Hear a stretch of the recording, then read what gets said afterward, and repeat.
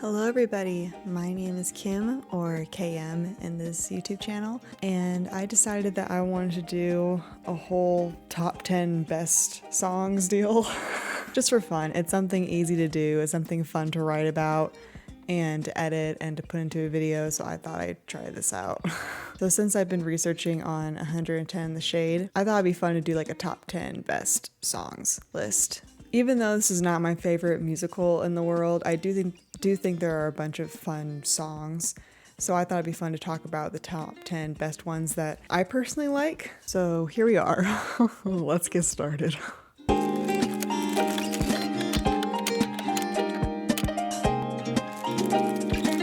At number 10, we have Raunchy. I'll be so raunchy. And I'm sure this is a fan favorite in the musical theater community because whenever I do any research on 110 The Shade on YouTube or any social media platform, this is like the only song that I see pop up. And unfortunately, I'm not a very big fan of this song. And I think that mostly has to do with the 1963 version. I cannot get over the Minnie Mouse voice and the awkward growling, and there's just a lot of misplaced vocals throughout the entire song. I just remember feeling very confused when I first listened to this song on the 1963 cast recording. I just thought it was very cringy, I'm sorry. The 2007 version is better and it does save the song for me. McDonald makes this a really fun song to listen to, and she does it without the Minnie Mouse voice. And there are a lot of fun comedic moments throughout the song that make me genuinely laugh. Like the song Peroxide on My Head. I thought that was done really well. I really liked that part. And the entire song in general and the ending of the song is just feels very epic. It feels like the song for the musical, which is probably what they were going for, which is probably why a lot of people like this song. Because for Lizzie as a character, this is the moment when she's trying to pretend that she is this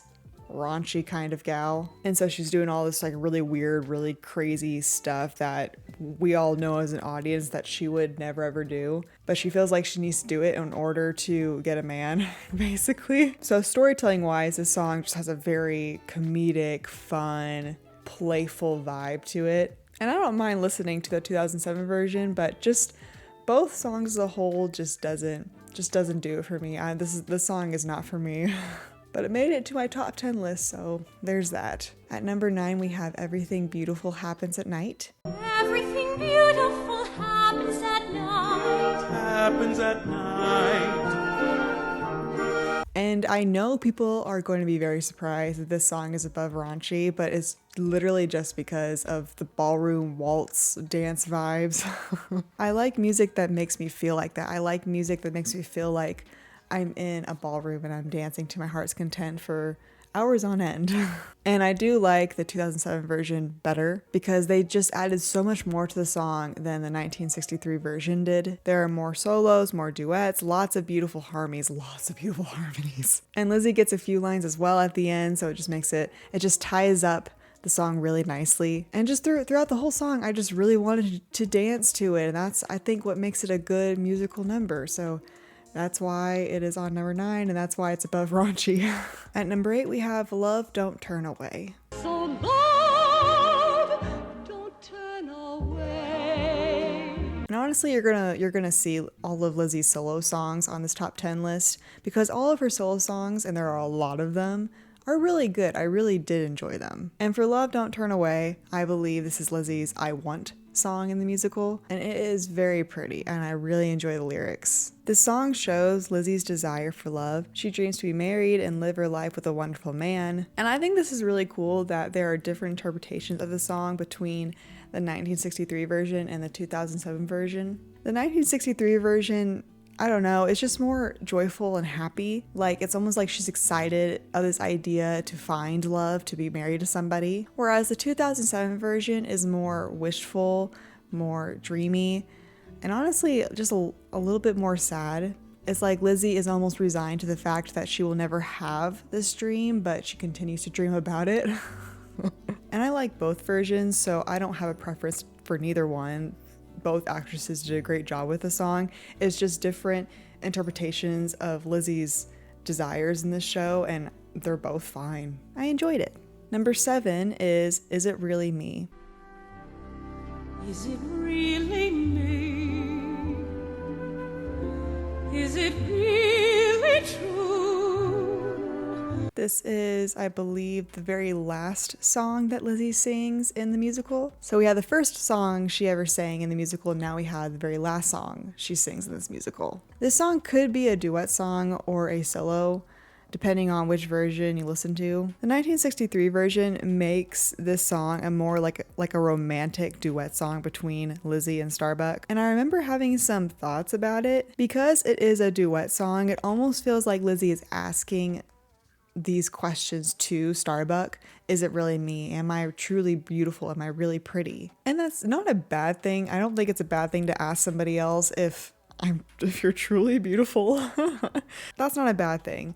What is really strange though, and I've said this multiple times in past videos, I don't see Starbuck and Lizzie as a romantic couple. They don't really have romantic chemistry. I mean, these two literally met each other that day, and they have this conversation that night. And also, one of them is a con man. I'm sorry, it's just not marriage material.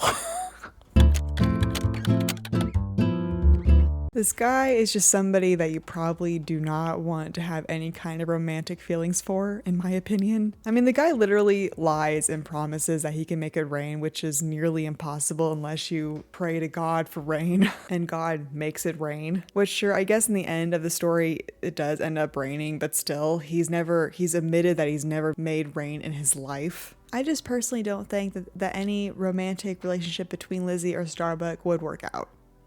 Nor did it work out during the story either, because half of the time they're arguing. I don't know. I have thoughts about this relationship, and you can go back in previous episodes and see me rant about it. In the 2007 version, it becomes a solo song for Lizzie, and I just think it works so much better. Especially since I think it drives home the whole point of the story, which is about believing in yourself and loving yourself. Because they changed it into a solo song, it doesn't make it sound Lizzie is asking those questions to Starbuck. Is it really me? Am I truly beautiful because of you? Again, not saying those questions are bad to ask to somebody else, but it almost seems like she's making that realization about herself, and it's just asking those questions out loud to confirm her answers. And to me, that's what this song was trying to do. It almost seemed like they were trying to verbally show Lizzie's thought process with all this. And I don't think either versions are bad. It's just the 2007 version actually drove home the whole point of this story, actually brought out the theme of this whole story. I just think it was a lot better done compared to the 1963 version. It felt like the 2007 version brought home the theme, and it was consistent throughout the show and throughout the soundtrack, throughout the cast recording, and really drove it home in Is It Really Me? At number 6, we have wonderful music. Come with me, Lizzie. Stay with me, Lizzie. And again, a lot of people are like, why? What the heck? Because it's a pretty, I mean, it's not like a really short song, but it kind of gets mixed into the Rain song reprise at the end. And I think in the 1963 version, the wonderful music is combined with the last song of the musical. So it's not even really its own song, depending on what version you listen to. But I just really like it, and for one reason only. I really like when songs have voices overlap each other, especially when it sounds good, because in the 1963 version, it does not sound that good, whereas the 2007 version, it sounds really good. I really like listening to it. And I would call this like the love triangle song, because we have Starbuck on one side and File on another side, and then we have Lizzie in between, and she's trying to make her decision, and the two of them are trying to convince her to either go with them or stay with them. Ironically, I think the 1963 version drives that point home more because of how strange the audio mixing quality is. I hear Starbuck's voice in my right ear, and then I hear File in my left ear, and then I hear Lizzie in like my forehead.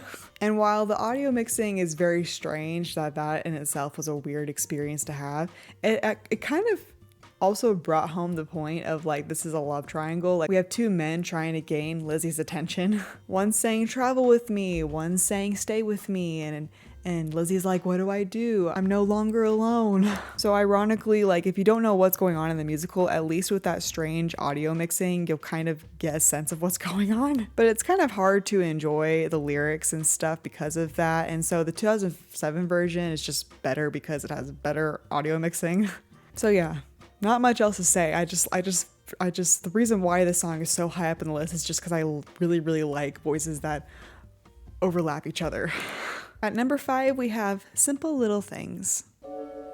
Simple little things, all I want are simple little things. In an earlier draft of mine, I did have this song much lower on the list because I found this song boring.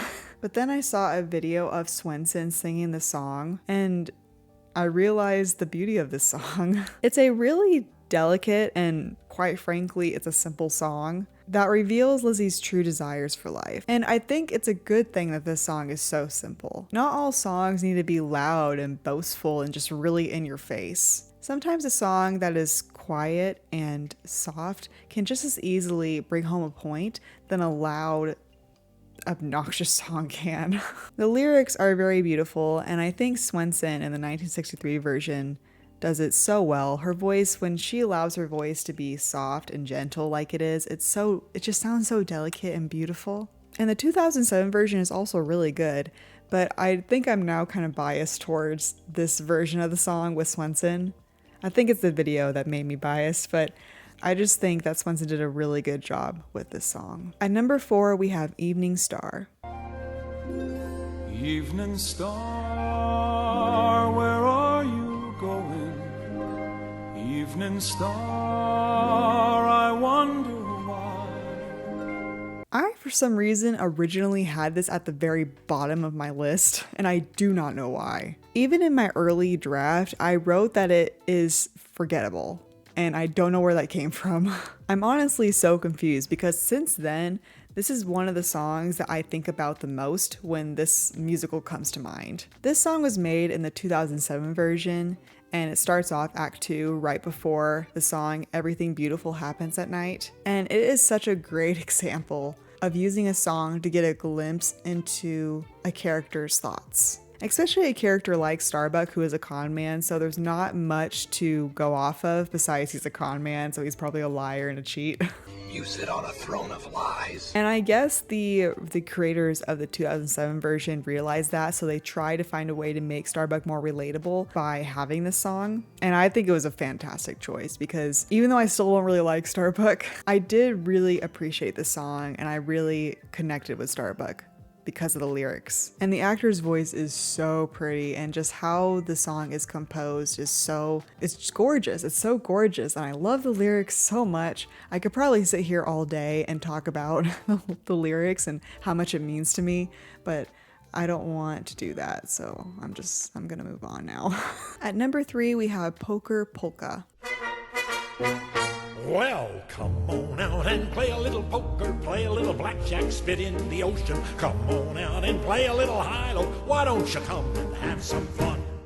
Honestly, say that 10 times fast because it's really hard. And I think it's really funny that the top 3 songs involve the Curie Boys because to me, their songs are the funnest. I know that's not a real word, but they're the funnest songs in this musical. This song and the song Lizzie's Coming Home just makes me want to dance. Like if you watch my reaction in the cast recording videos, I'm literally doing this the entire time, basically. My head's just bobbing to the rhythm. I'm having a good time. Like I'm enjoying this a lot. I'm enjoying listening to the songs. And with Poker Polka, it's fun to listen to the father and the brothers trying to convince File to join them for a lunch or a dinner or something. And every single time they find a way to convince him to go, File's like, actually, nah, I don't want to. I'm not good at dancing. I get too tired when I eat. He just makes all these excuses for no reason, and it's just really fun to listen to. And again, I do like the 2007 version better. For one, the audio quality is much better. And secondly, like the rest of the album, there's just so many fun moments throughout the songs that makes it so much fun to listen to. Sometimes it's just down to how the actors sing their lines and You can tell they're just having a lot of fun with it. They had a lot of fun in the cast recording studio. And also the harmonies. The harmonies at the end of the song is so good. At number 2, we have Lizzie's Coming Home. And Lizzie is coming home. Lizzie is on the way. Lizzie's arriving today. And again, this song involves the father and the 2 brothers. And no matter what version you listen to, it's just a really fun song. And I am dancing to it. Once the chorus comes up, it's all over. Like, I am just bouncing around, just so excited. Out of all the songs, this is the song that gets stuck in my head the most. You can ask my grandma. Lizzie is coming home. Lizzie is on the way. Lizzie's arriving today. Hallelujah. It's just a really fun chorus, man. I don't know what to tell you. The only reason this song is not number 1 for me is because of the really, really bad audio mixing in the 1963 version. Like, it's almost unlistenable because of that ending. The ending of Lizzie's Coming Home in the 1963 version is just so bad. My ears. So unfortunately, it's gonna be number 2 on this list, but I love listening to the 2007 version. It's so fun, it's so playful, it's so catchy. And the harmonies, especially at the end of the song, the harmonies, so good. And now on to the best song, I think, in the 110 musical. At number 1, Melisande. Melisande. And you all should be proud of me because I literally struggle saying that name. I keep thinking like the name Melissa, but it's Melisande. I don't know, my brain gets really confused by this name. And even though it's number 1 on my list, I don't have a ton to say about it. Out of all the songs in this musical, I think this song represents 110 The Shade the best. I remember all the way back in, I think it was the movie when I watched the 1956 movie. I think I remember saying that this scene reminds me of a musical. I can't remember what exactly I said. But I just remember thinking that scene was just so full of life. And I was like, I can see why they would think like, let's make The Rainmaker into a musical. Because despite all of Bill Starbuck's flaws, he's a charmer and he's really good with his words. He's really good at using his imagination to the fullest and convincing people to join him in this magical world that he's creating. And I think that represents musical theater in a way. Musical theater literally brings people together and puts them into a world that's full of imagination and adventure and just magicalness in general. And I think this song represents that so well. Starbuck takes Lizzie on this adventure and he uses such great storytelling to suck her in, basically, and it's just so fun. And the 1963 version is fine, but I really like the actor's voice in the 2007 version. I can't remember his name, unfortunately, but he's great. He is just so playful and comedic throughout the entire song. There's just all these little moments that are just make me smile. And when he makes all those fighting noises, it's just so over the top, but I love it at the same time. It helps me as a listener get into his imaginary world. But more than that, the song makes me want to dance. And I think the 2007 version does that more so, whereas the 1963 version, it's more dreamy. It feels like there's something lacking in the instruments. There's something lacking in the composition part. I don't know how to describe it. I just feel like the 1963 version, there's just something lacking about it in storytelling and in sound, whereas the 2007 version just makes me want to get up and dance, and it just feels like it has everything that you want in a musical theater song. And the ending gives me chills. I just love that ending when he sings Melisande and you have the I like that part. I like the little flute part. But anyways, Melisande is the song that I consider to be the best song in 110 The Shade. But that is all in this video, y'all. I hope you enjoyed my list. Please let me know what your favorite song is in the musical and why. I would like to know. If you have not checked out any of my other videos on The Rainmaker / 110 The Shade, please go check them out on my channel. It's a fun time, there's a lot of learning, and it's just fun to discover new musicals. Anyways, I talked long enough, so thank you guys so much for watching, and I hope you come back for more. This is Kim. See you later.